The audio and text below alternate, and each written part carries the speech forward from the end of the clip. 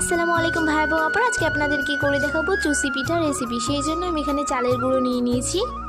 এবার আমি চুলায় কড়াইটা বসিয়ে দেব। এবার আমি পানি দিয়ে দেবো, দিয়ে সামান্য লবণ দিয়ে পানিটাকে ফুটিয়ে নেব। পানিটা ফুটে গিয়েছে, এবার আমি চালের গুঁড়োগুলো দিয়ে দেব। এবার আমি গরম পানির সঙ্গে আটাটাকে ভালো করে মিশিয়ে নেব। হয়ে গিয়েছে, এবার আমি একটা ডো তৈরি করে নেব। এবার আমি হাতের সাহায্যে এইভাবে চুষি পিঠাগুলো বানিয়ে নেব। চুলায় কড়াইটা বসিয়ে দিয়েছি, দিয়ে আমি দুধটাকে ছেঁকে নেব, দিয়ে দুধটা ভালো করে ফুটিয়ে নেব। আমি দুধের মধ্যে 3টে মশলা দিয়ে দিয়েছি। এবার আমি দিয়ে দেব খেজুরের গুড়। ভালো করে সব কিছু একসঙ্গে ফুটিয়ে নেব। এদিকে আমার সব চুষি পিঠাগুলো তৈরি হয়ে গিয়েছে। আমি সবগুলো এইভাবেই করে নিয়েছি, দেখেন কত সুন্দর হয়েছে।